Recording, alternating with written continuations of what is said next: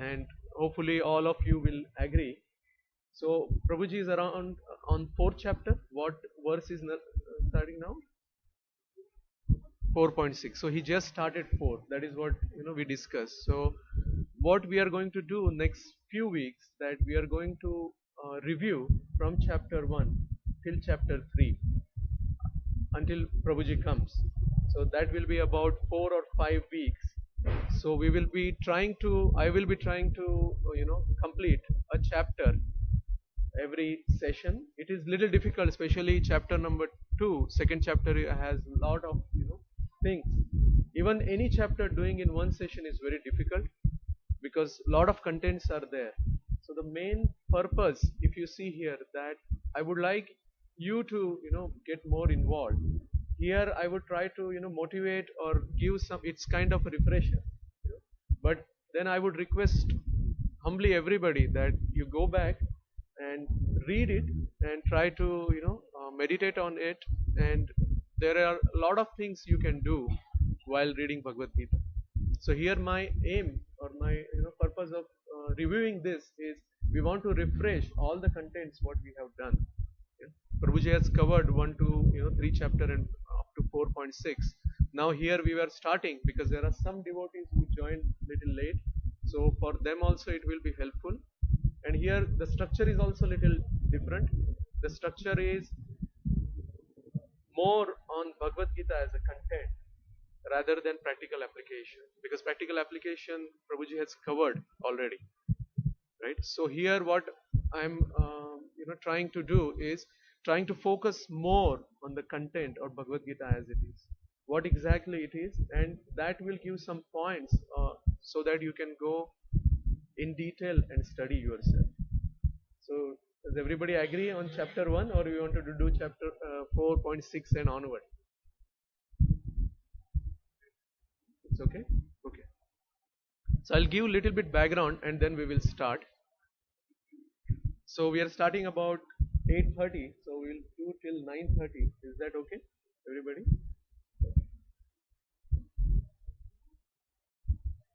So before we start, I wanted to just briefly discuss about study of Bhagavad Gita. So why exactly we want to do study of Bhagavad Gita? I have listed the point, but I want from you that why you think that we should first. Do you agree that we should study Bhagavad Gita? Who agrees? Okay, it's like everybody. That's an easy question. So why you think that we should study Bhagavad Gita from your personal experience? It's a direct message from Krishna. It's a manual of life. Very good. Yeah. It's absolute truth. Okay.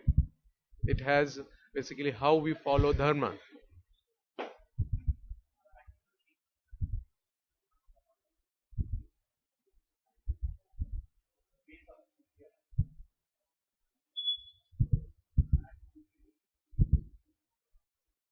So knowing that is important. That is what you are saying.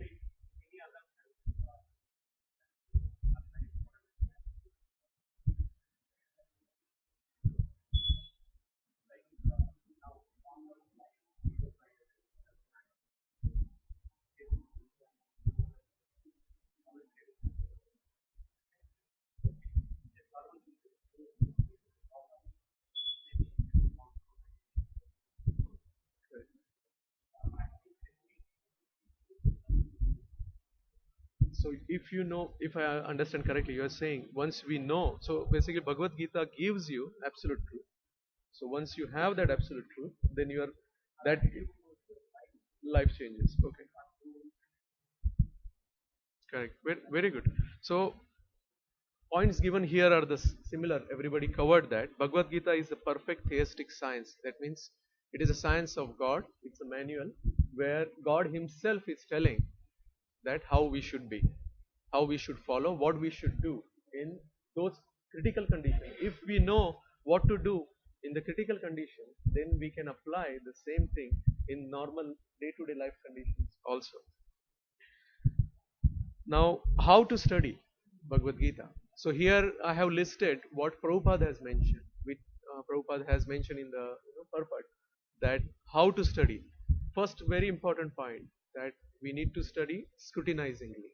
So scrutinizingly means you have to spend time. You have to think about it. You have to think about different meanings of this. And Bhagavad Gita as it is and the purport given by Srila Prabhupada will push you towards that to read. You cannot just take it casually. It will really, if you are sleepy, it will take away your sleep. So you only thing what we can do is sincerely try to read it. Now another important point is with help of devotees of Shri Krishna. Why you think that is important? Anybody?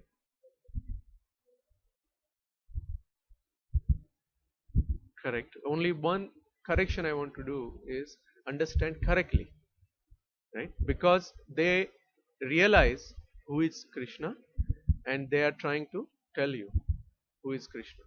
Rather than, there are so many misinterpretations are there which will not help you.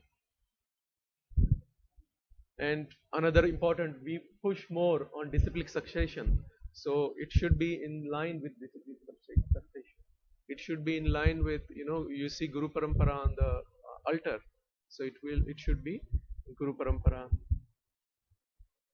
And just example of understanding of Bhagavad Gita is Krishna himself is telling to Arjuna. Arjuna is understanding from Krishna.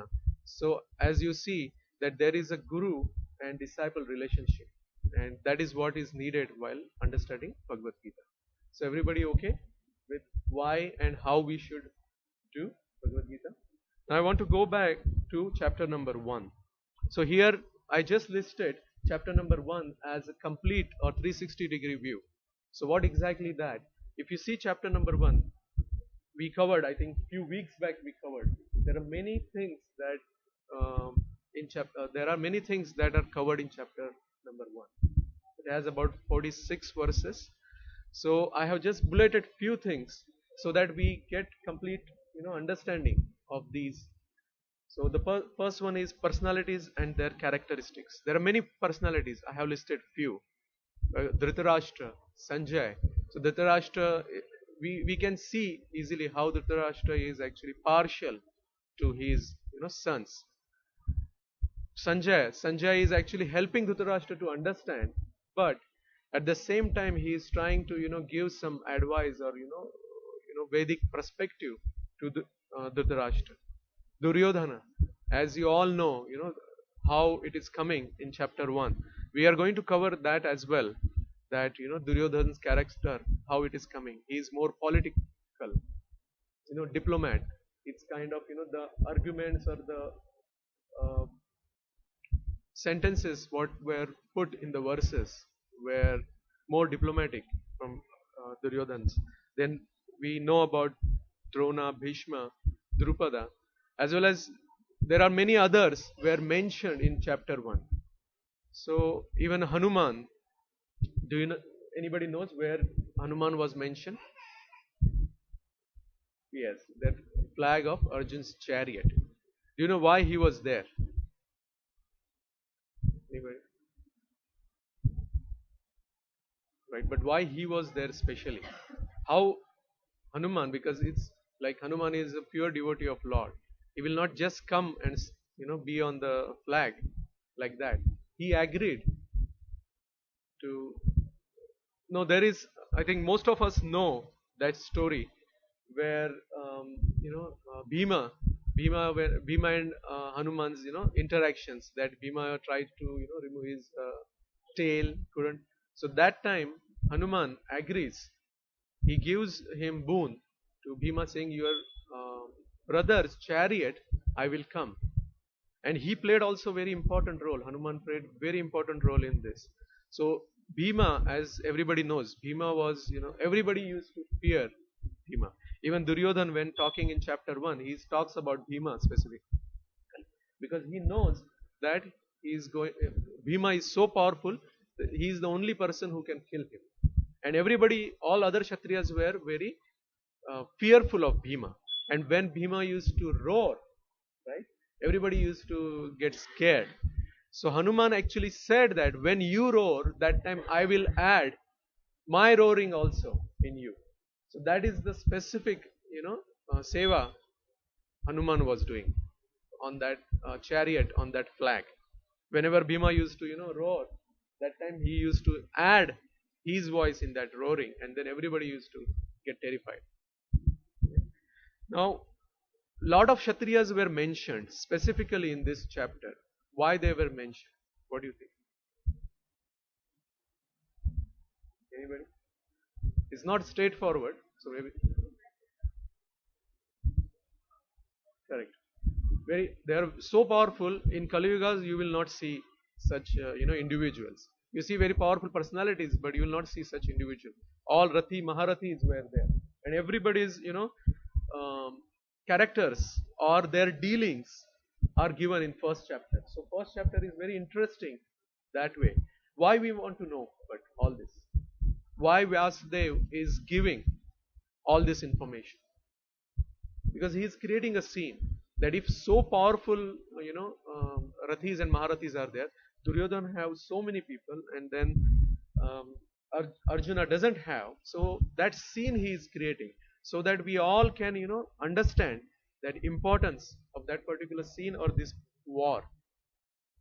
Okay? Okay? Yeah. So I have just listed. Maybe I will send this. You can, go through this afterwards. That what are the different relatives, then how different dealings are there. There are mentions of favors, like for example, Duryodhana was worrying that Drona will favor Arjuna or Bhishma will favor to Pandavas.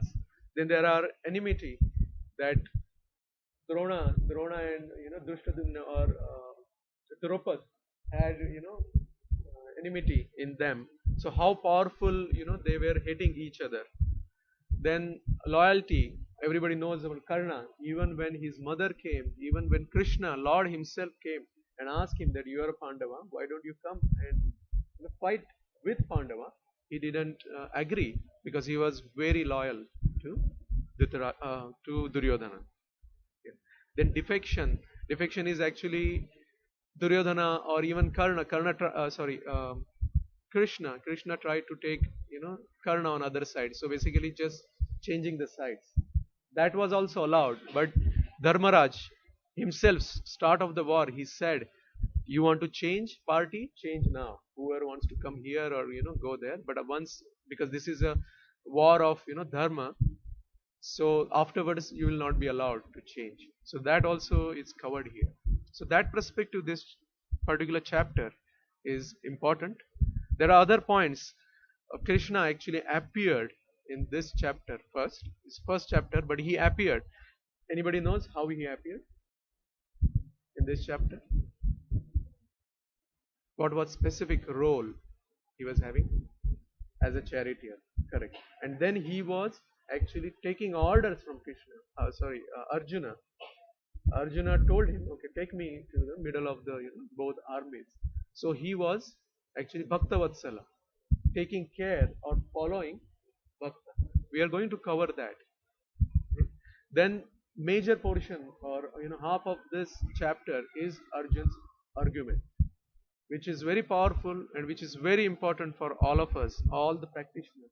It's very important to understand. First, understand his argument, because we will have this argument. When we go and treat somebody, they will have that argument.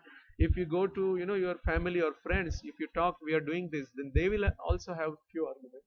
So it is very important to understand these arguments. Yeah.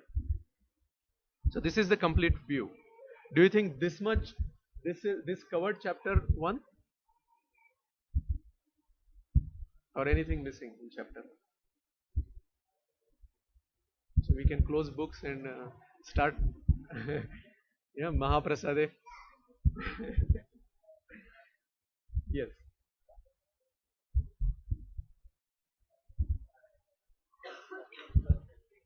Bhagavad Gita and sorry. I am not aware actually, but I can check and let you know. The question was like, what is the relation between Bhagavad Gita and Vishnu Sahasranam? Right? Yeah. So I personally don't know, but I can check and. So there is much more than this. In fact, there is nothing that, what we are looking for as a practitioner. So if you see the next one, this is the actual theme as a devotee, what we need to see. This is the theme of the whole chapter, right? So what is the first point? The Lord's protection, right? So Lord is protecting. Whom He protects? Here, devotees, and how He protects, depending on our surrender, right? Best example we have is Draupadi's. She cried to everybody. She cried to everybody, but nobody could help. She surrendered to Krishna. As soon as she surrendered, protection was given. So it's very important for us to understand that Lord's protection is there, but it depends on our surrender. More you surrender, more you will get protection. Okay? Second one, this is the theme actually. We will cover that in the further slides. The Lord as an intimate servant, as I mentioned, Bhaktavatsala. We are going to cover that. But Lord is actually serving. He is actually supreme of all. There is in Ishopanishad, it is told that there is nobody equal or above him. So he is ultimate, and it is like he is coming and he is serving the devotees. Why he does that? Anybody? Correct. So he is captured by the love. He is captured by devotion. He is ready to do anything.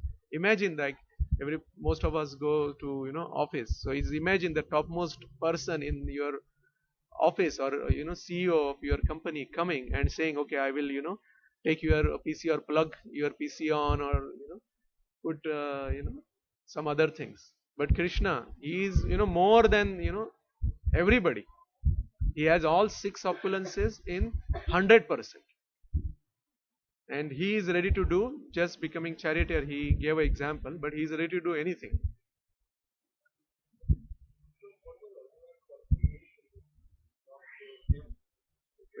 Very good question, actually. So I'll tell half part, and remaining we will tell. One qualification was that he was friend. Yeah, he was his friend. Friendship was there, right? So there was relation. There are many different types of relation is there, but that relation was there. Not the previous birth, this particular birth. Right? And another important point, which was more related to the what we are talking about, argument, what Arjuna was argument. So that is the third point in the main theme, that because Arjuna was more thinking about himself as a body, and that's the reason he had so many doubts. So that also it's covered here. So I'll go to the next one. Now here I am pushing you all, right? I want everybody to go home tonight and then think about this and try to see that how exactly you can cover this. So this whole chapter is divided, if you see on the left side, in two major portions. The last portion is just conclusion, right? But introduction, which is verse 1 to 27, and then Arjuna's 5 reasons not to fight. There are 4 in this chapter and 1 more in the next chapter, but 5 total reasons are given here, which is from 28, verse 28 to 43, right? Then they were subdivided. Introduction was subdivided into 3 parts. Preparation of war, right? That which is 1 to 11. We are going to cover this. Few things I will cover quicker. Few things I will spend some time. Yeah. Then signs of victories of Pandavas. So why Pandavas? Why the indication was given, or how the indication was given that Pandavas will be victorious on the first chapter itself. Before starting the war, it was given. Then Krishna as Bhaktavatsala. Couple of points we discussed, but we will go little further on that. Now these 5 reasons, what we discuss. Reason based on compassion, which is 28 to 30 words. Based on enjoyment, which is 31 to 35. Then sinful reactions. Usually we do something, we are worried that there will be some sinful reactions, which is 36 and to 38.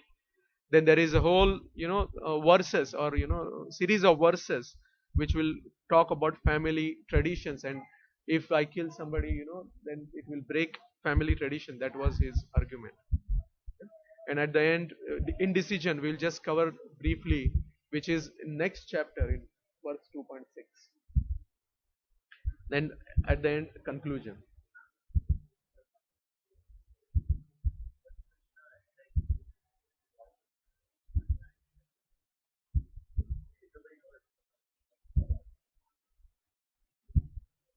Actually, for Bhagavad Gita, when he was saying, right, not everybody was seeing, but there were others who were seeing and who were hearing Bhagavad Gita. Mahabharata, it's the same thing, right? Now also there are theists and atheists. That time also same thing was there, that even Krishna was in front of them, but they were not ready because they were controlled by their modes, right, and their senses, because they wanted to enjoy. If uh, like Jayadratha, right? If you think Krishna is Lord and if you follow him, then Jayadratha will not be able to do what he wanted to do. So there were people, there were who who were not agreeing that Krishna was Lord. There were people who were agreeing Krishna was Lord, but still they were not on his side.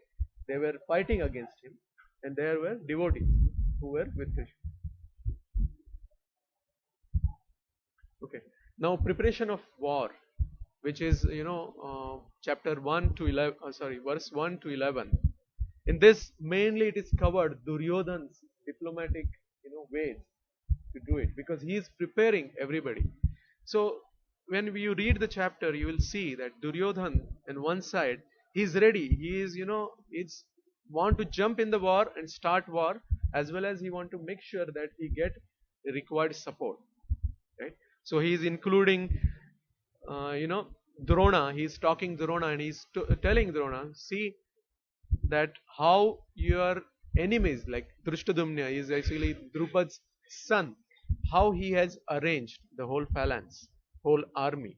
So he's just pointing out that you did mistake by giving him his knowledge of fighting or war, and he is using against you. He's making sure that Drona is not partial to Pandavas, because he was partial with Drushtadumna. He gave that information. Now he shouldn't be partial while war is going on. He shouldn't think, oh, they are my student and they shouldn't think. So he is making sure that everything is. Same thing he is doing with Bhishma. Also he is mentioning about Bhima and Arjuna, so that everybody knows who are their enemies. So that Kshatriya, as Kshatriya is mode of passion. So you tell that, yeah, somebody else is greater than you, they will immediately jump and say, let me see, how can I kill him, or how can I defeat him? So, and similarly then he tells Maharathis or Rathis on his side. So he covered that. So this is actually preparation of war. So few points you may cover afterwards. I just wanted to give some. So other section we were talking about signs of victory. Right? So what signs were there? So this is actually, you should know, because this is throughout the chapter, so collected at one place, so that you can go through. So I will just quickly go through. Krishna, his personal presence. So wherever Krishna is there, then the victory will be there. Second point, which is dependent on Krishna, goddess of fortune. Right? Because wherever Krishna is there, same place goddess of fortune will be there. So how can be a misfortune or defeat will be there? Right? Then Kurukshetra, you know the importance of Kurukshetra, venue. Then Hanumanji on Arjuna's flag. Hanumanji as a pure devotee of Krishna or Ram, and then he was there when Ram defeated Ravan. Right? So Hanumanji being on Arjuna's side is one other sign of victory. Then symbol of Vishnu, which is conch shells. You might have seen that they have mentioned lot of things about conch shell. In fact, every conch shell was having personal name. I was a little amazed. It's like Kshatriyas were so personal that time that they used to have all these weapons also used to have name. It's like our car. We are giving some name to our car instead of instead of giving the just calling it car. So little different. So they were more personal. Tradition was little different. Then specific mention of transcendental conch shells. So that is straightforward. And couple of more points there. So we'll go to the next. Any questions here?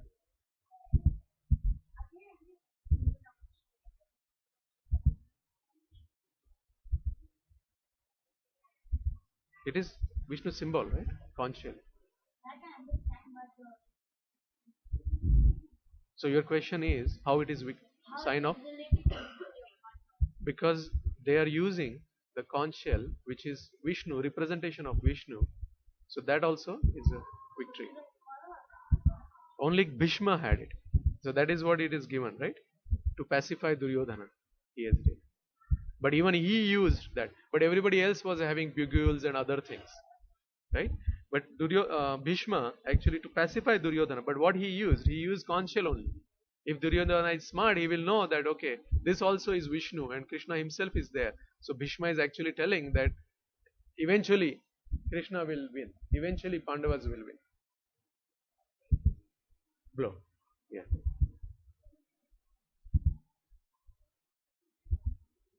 Yeah, goddess Durga also. They can have. But it is not mentioned in this. That is what I'm saying. So they specifically mentioned who used it. And those Kshatriyas.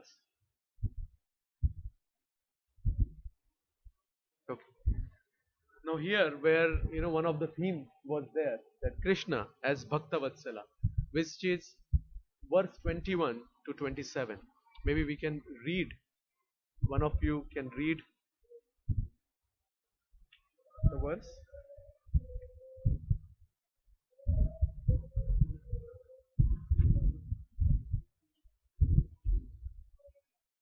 21 and 22 together is there. So if somebody can read.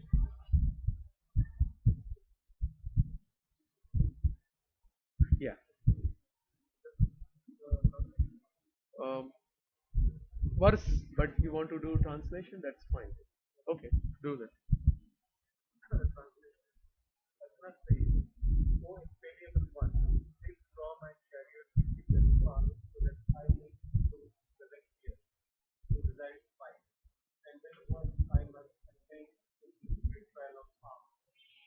So here Arjuna is telling, as we everybody knows, right? Arjuna is telling Krishna, pull the chariot in the midst of the both armies. Right? And if you go through these verses, there are different mentions of specific words like Achyuta or Rishikesha. Right? Achyuta means infallible, means he will not, once he agrees or once he tells yes, this is what we will be doing, he will be doing, he will do that at any cost, right? So what shown here Prabhupada has written in the purport is actually he's so affectionate, Lord is so affectionate to his devotees that is infallible, that nobody can actually push him aside. He is protecting devotees here, not only protecting, he is serving devotees. Yeah.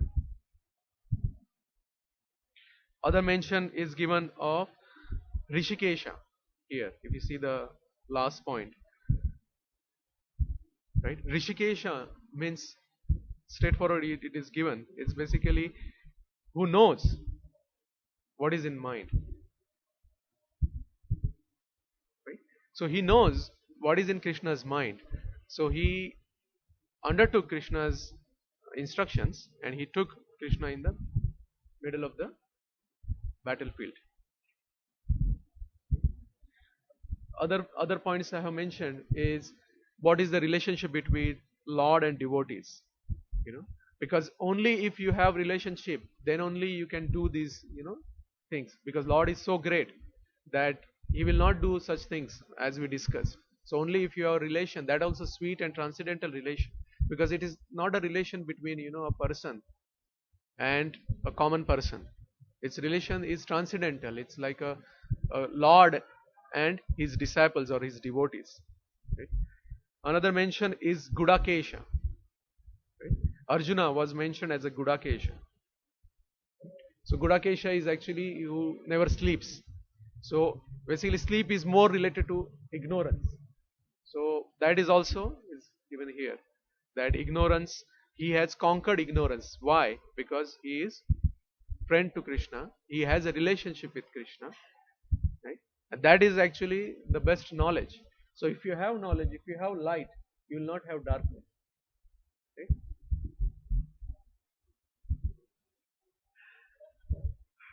He was known for that, Mataji. Yeah. Yeah. He was having that keep on waking up. Arjuna was mentioned as Gudakesha. Right? So I would say everybody, I think if you see this section, right, you should go and read the purport in this section. Very important, especially as I mentioned to us who are practicing, as the sadhakas, we should go through Prabhupada's purport in this specific section and see how what is the relation of Lord with devotee. Yeah.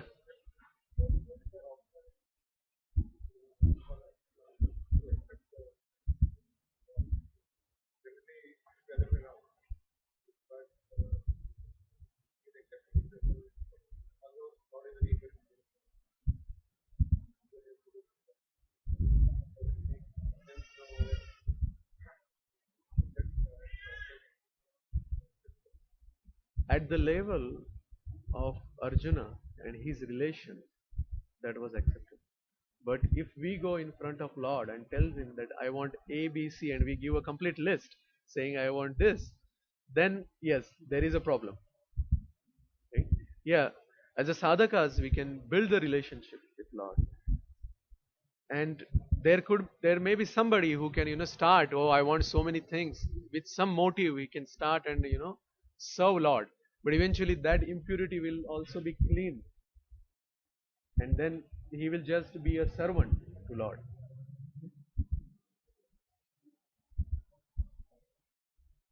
Okay. Now we are on the second part where the five arguments what Arjuna is done. If you read this chapter just by like that, right, then these points you will not directly get that there were five arguments, because this is very important to understand, as I told why, as well as it is very important when we are doing second chapter, because second chapter Krishna refutes each and every point perfectly. So when we will do second chapter, we'll do that relation. Yes. Yes, Arjuna was cousin. But they were like more friendship rather than just cousin relationship. They used to sleep in the same bed. They were so close. Okay. So first point is compassion. So this is 1.28 to 1.30. So anybody want to read 1. From Mataji's side? Anybody? You want to? Okay. Utkarsh? Yeah, that's fine.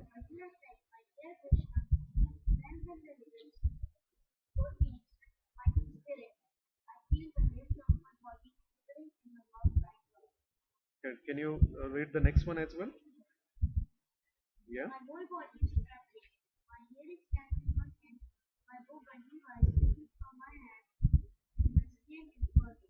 Why don't you complete 30 as well?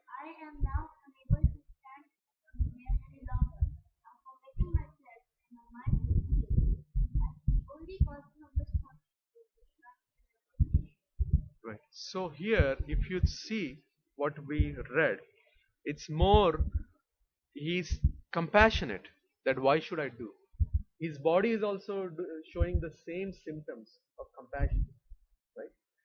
Now, if you see, these are the main points we have mentioned. That why he is showing compassion, because he is soft natured. Even if he is the best archer that time, he could have killed anybody, with his bow, but still he was soft hearted, which is devotees are, right? That is one reason. But if you see, was that real compassion? Second point is telling you that it is just because of material fear, right? Why he was compassionate? He was thinking he's killing his, friends, grandparents, his cousins. Right? So he was totally based on his body or bodily conception of life. Right? Now we talked about trembling of or standing of hairs. We talked about his mouth drying up, and that. So trembling. There are two kinds, because somebody can come and say that he may be in ecstasy. So we need to understand that wasn't ecstasy. That actually he was trembling because he was fearful. He was worried that he is going to kill somebody or somebody is going to kill him. Right? And other points are straightforwards. What? Yeah, one more point I wanted to tell, which is in the purport, is nimittani vipritani. Actually, we need to understand this, that sometimes what happens in this conception of life, when you are just thinking of body, you always think that, oh, something bad is going to happen, something bad is going to happen, something good. So this is what is there, that you always think of pain and frustration, that, oh, something bad is going to happen, I am going to get pain, or somebody else is going to get pain. And he also mentioned further that even if I win, I will not be happy. So if he would have, if somebody in that conception, even if he got what he wanted, he will not be happy, he or she will not be happy. So his conception was different. So all these arguments were powerful arguments, and Krishna was just hearing his argument. So Arjuna started with compassion first. Yeah. Then his second argument. Maybe Ajay Govind Prabhu, you wanted to read 131.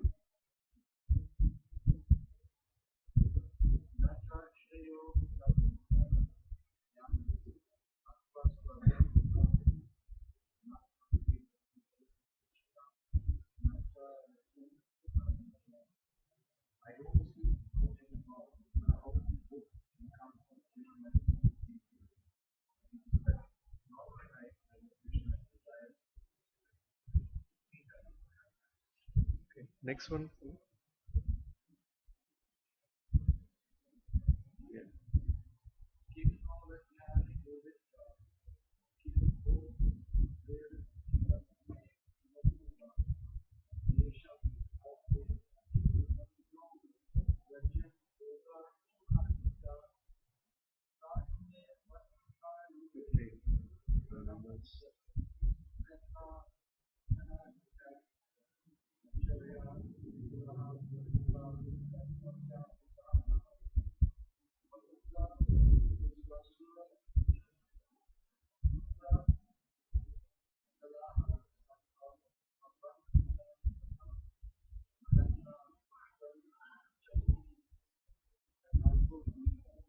That is very good.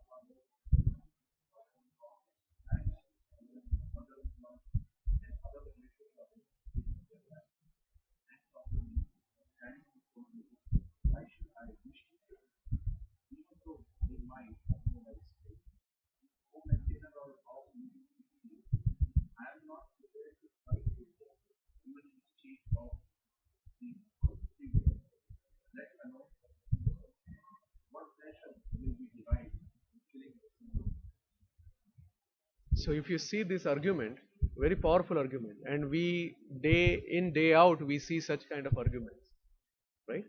That why should I do? I wanted to be, noble person. I wanted to be, everybody has to tell me, oh, this is a great person. I don't want any, issues. I don't want to get involved in any issues. This is what it is. That if I get involved, then I will lose enjoyment. Prabhupada says, you scratch my back, I will scratch your back. This is what it is. So, loss of enjoyment, what he said. But Arjuna's, if you see, what he has mentioned, all those things, that in the purport you will see how exactly Prabhupada has, explained this. What is the difference? Even if you, superficially, if you see that this makes sense, but if you go deeper, then you will understand that, it is baseless. So what are the points we have here? Right? His blind conception of life. That is what we were talking. That he thinks that fighting will not make sense. It is not an enjoyment to anybody. So I will not fight. Right? He has another proposal. What is his proposal? Even if they kill me, I am okay. Let them come and kill me, but I will not kill. Then he has a. This is what we mentioned, a typical calculation of material life, that you scratch my back, I will scratch your back. Same thing, that I will not do anything. And now another thing he has mentioned here, Govinda. Now we may have question that why he used Govinda. Govinda is basically, who is, sorry? Yeah, and he actually who protects your enjoyment, basically gives enjoyment to your senses. Yeah. So why he is telling? Because he is telling that to protect my enjoyment of senses, right? I am not going to do this war. So he is using Govindas, because you are protector of enjoyer. Why you are telling me to do war? So that is what he is using. He is using other way around. So what is the misuse there? It's correct, right? Because Govinda is the protector of his senses, or who gives pleasure to senses. Now I am not going to fight with anybody. So what is wrong in that? Why I have mentioned that it is misuse of the name.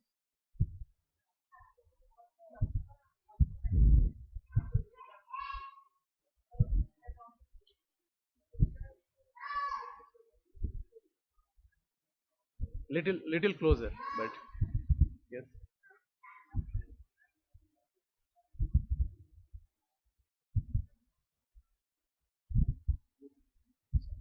You are like one step further, but still not. Yeah. So the main thing, Govinda, right, is basically enjoyer. But here, it's not. He is not. Enjoyment for us. Actually, we should work towards enjoyment of Lord, like Krishna. It's not like I want to enjoy, I will not do war. Actually, Krishna wants to enjoy. He wants the war. There is a purpose why he wants the war. I should, fight. So it is Govinda. Meaning of Govinda is giving pleasure to senses of Lord. So what happens once we give pleasure to Lord, then we will become more happy. Mataji said correctly. We will automatically, if we try to give production or give enjoyment to our senses, then definitely we'll get frustrated.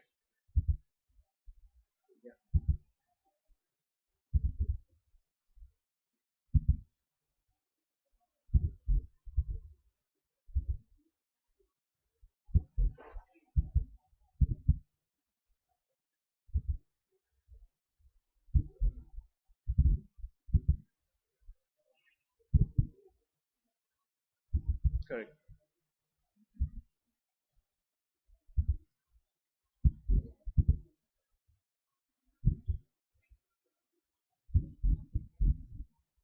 Correct.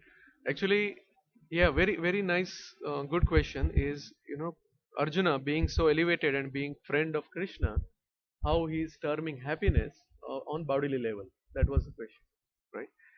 And in fact, answer also.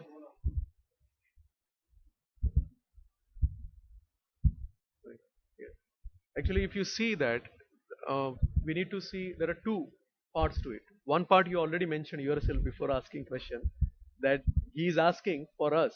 He was under that circumstances. Otherwise, it is not possible. We will never get this knowledge. Even acharyas, right? The way they are, if they continue to be that way, we will never get anybody's hand to move forward. They come down, take our hand, pull us up, right? So same thing here. You told the same one. Other thing is related to the first argument, because if you see first argument, in your question was more valid on first argument, because he is thinking more on bodily level. He is more thinking about his body, his hair drying, sorry, his mouth drying, his hair raising, then he is like shivering. So he is now, his mind is completely on bodily platform, and so it's obvious now he's thinking now is, I will have happiness if my body is happy, if my extended body like my relatives are happy.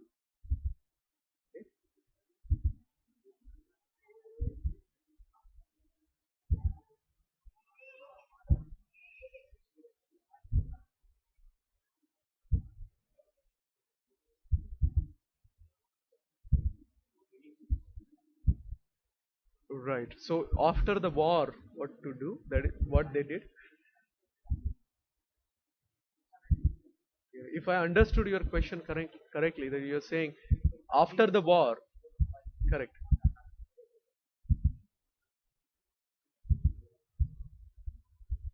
Right. So actually, the biggest sign was that they left everything and they went. They didn't, just enjoy their kingdom. Then they left the kingdom. All the brothers in Draupadi, they left and they went to, for Vanaprastha kind of life. So surrender. They could have continued like Dhritarashtra, right? He is continuing till the end. He is continuing. They could have continued, but they surrendered everything. Went, right? Yeah.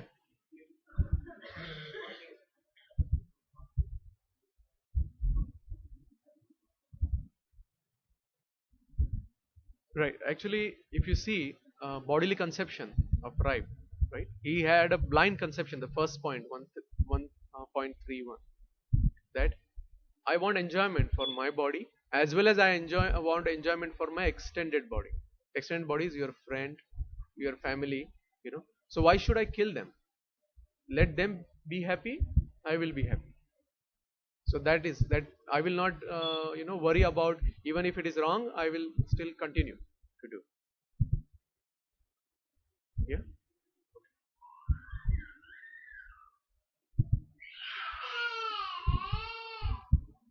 Okay. Now, so he's going now more and more deeper in his arguments, right?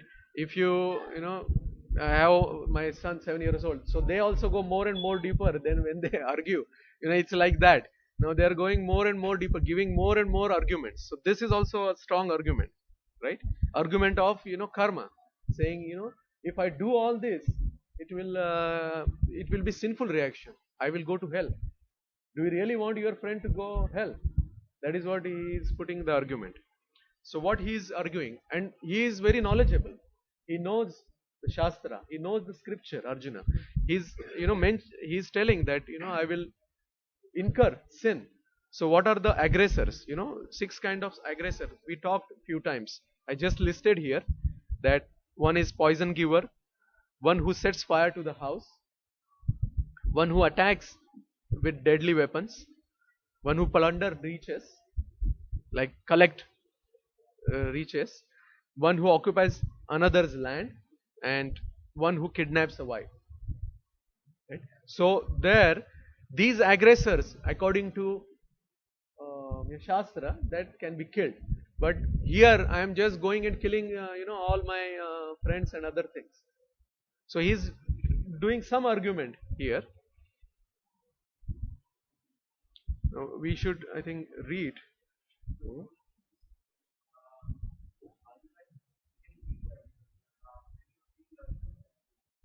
more related. Yes,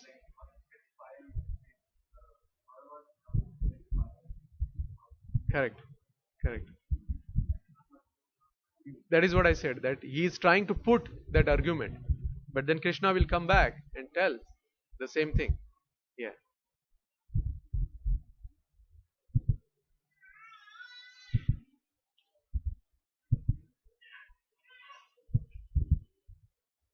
Okay. So here, if we see, maybe we can read 137 and 38. Maybe Mataji's side, somebody, Mataji, you want to read? Huh? You will read? Hindi है, हिंदी में पढ़ेंगे. Okay, 137. Vikas Prabhu, you want to read? Yeah, that's fine.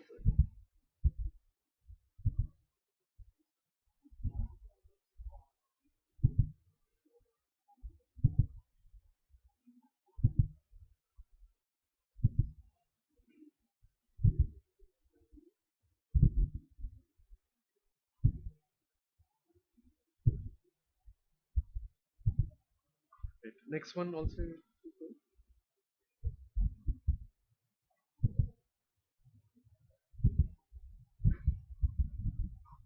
Right. So now this 39 is going to the next one, which is also very important because he put forward the family tradition. If I kill, then it is going to impact whole tradition. Yeah.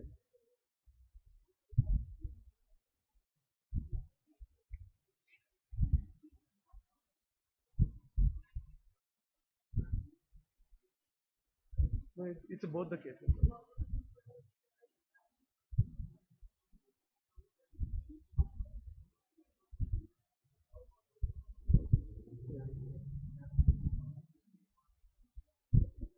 But he is not mentioning about dharma here.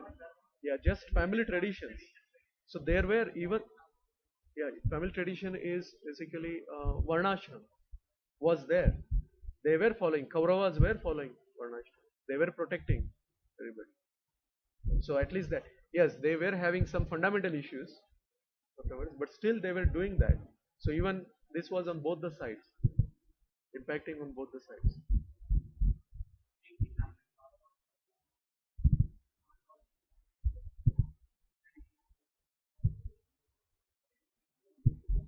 Correct. Right.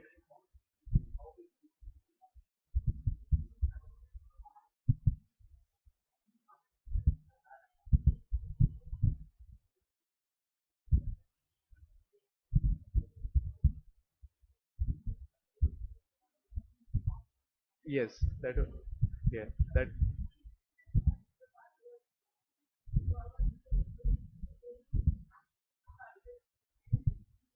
The own conception. Yeah, he's.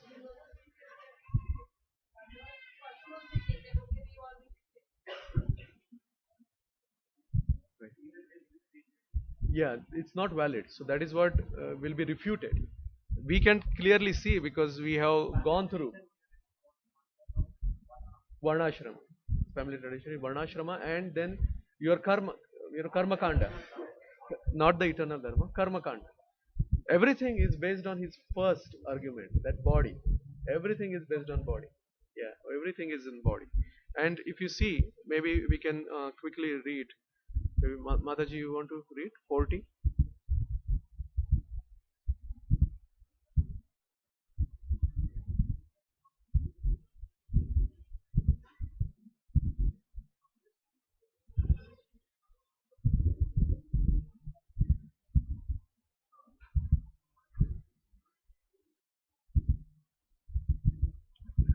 Then 41, sorry, 40, 42, 43. 42 and 43. Somebody can read? Anybody? Yes, Mataji. 42 and 43, both.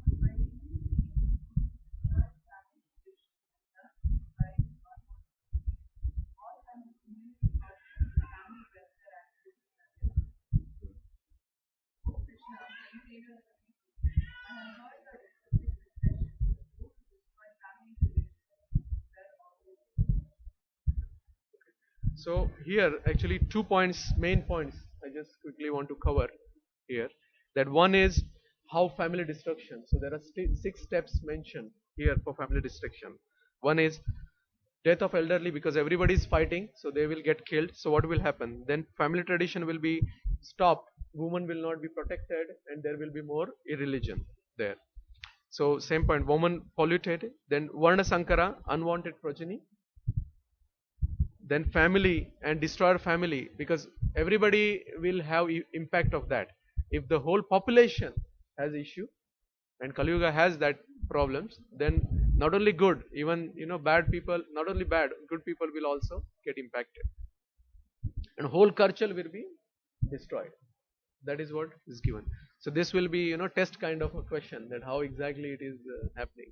So if future you try to Bhakti Shastri and other things, this details you need to keep in mind, remember, and produce in the paper. Okay.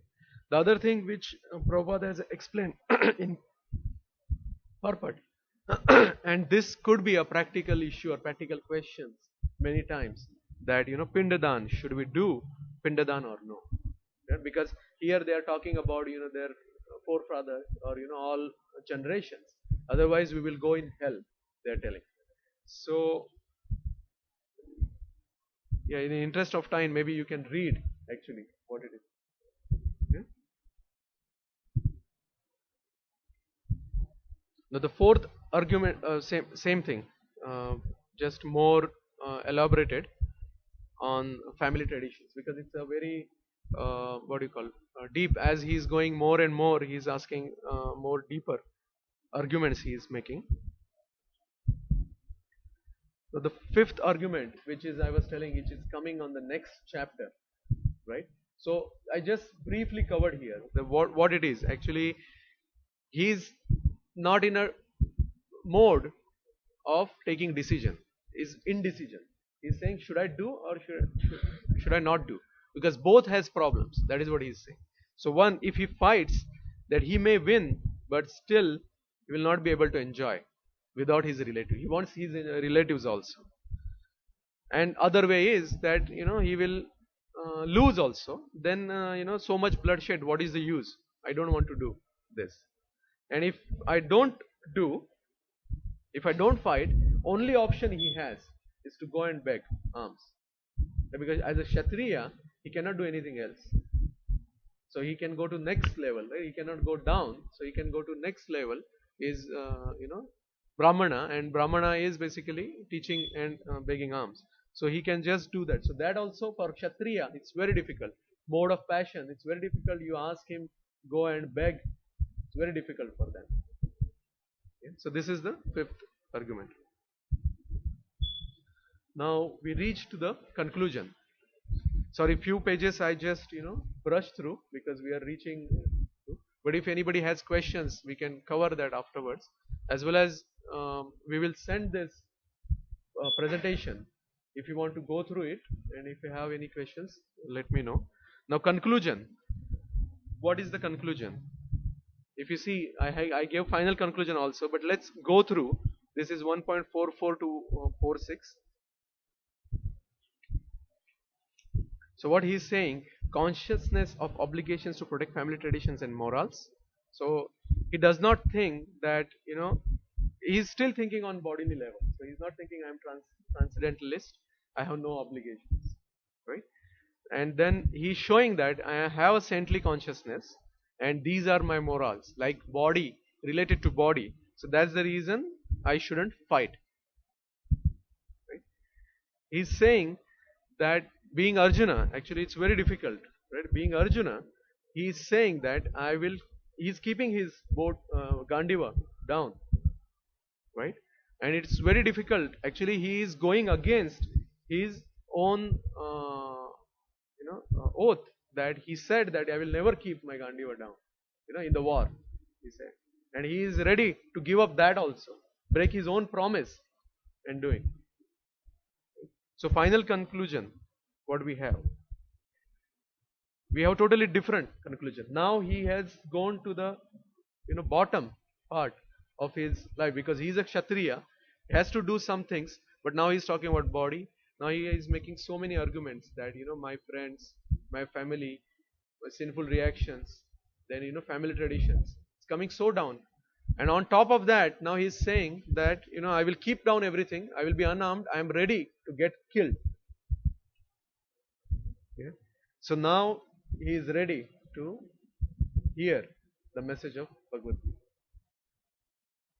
Because such a basically soft-hearted person, kind person, because now he is saying, I cannot do anything.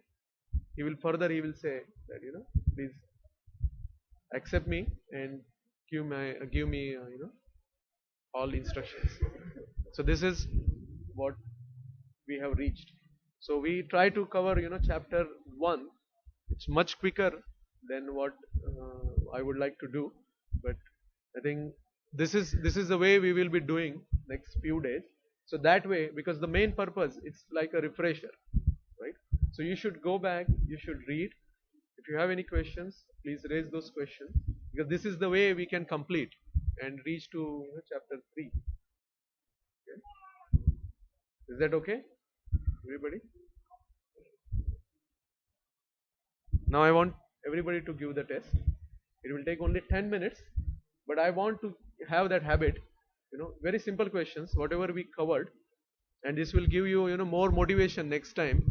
You should read and come, so that, chapter, 2, when we are covering, that time we did. So, everybody ready? Very simple questions.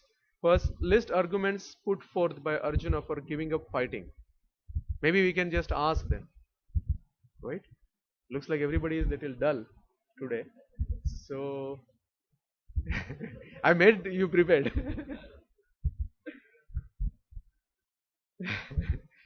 Okay, so no argument next week, right? So, list arguments put forth by Arjuna for giving up fights. So it is just a list, not exactly. So what was the first one? Compassion. Correct. What was the second one? Sinful reactions. Yeah. What was the third one he had? Family tradition. Fourth one.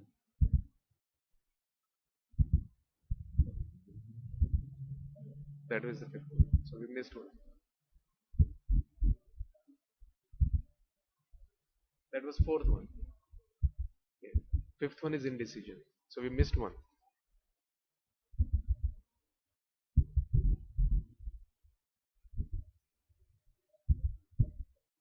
Third one. Let's go back again. Yeah, that was happiness. So let's go back here. Right, enjoy. Yeah, you said enjoyment, that is correct. But let's go back. So if you see here, 1.28 to 1.3. So these are like 3344 verses. If you read those verses, you will not get that point. But if you use this page, this is useful for me. So I thought it will be useful for you all also. Yeah. So if you see, you can use this and read and prepare more on this. So compassion, enjoyment was what you mentioned. We missed it. Sinful reactions, destruction of family tradition, and indecision. Okay. Let me just go down.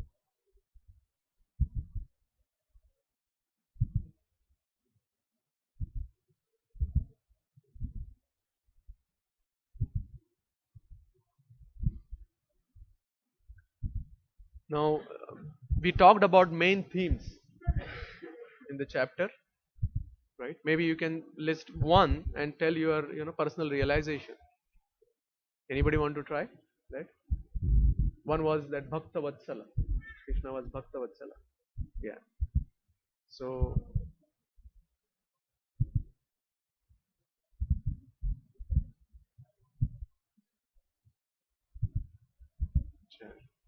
correct. So my next question was important actually. Write your personal realization or experience on one of the main themes. So because many times we are sadhakas, so we are trying to build the relation, and you will get the way the amount of our surrender we will get realizations. So even small or big realizations. So that is what I was expecting here. Maybe you can think, go back and think, because there are so many things that you will know that okay, you can involve Krishna on those. And the last one is we discussed beginning is how it is benefiting in your personal life. Okay. Okay. So test is okay for everybody or no? Next time I need to think then.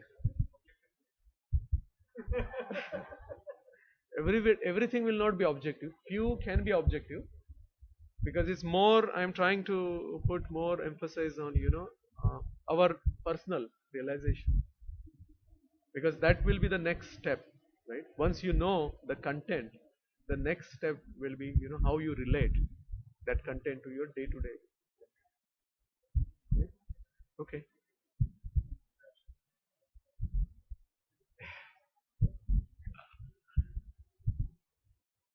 Okay. So if no other questions, then we can conclude here. Srila Prabhupada ki.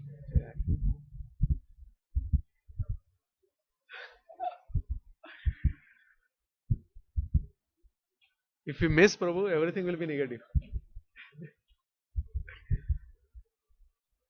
Maybe no Prabhu. It's all Srila Prabhupada. You can switch off Prabhu. Right? And don't take out the plug Prabhu.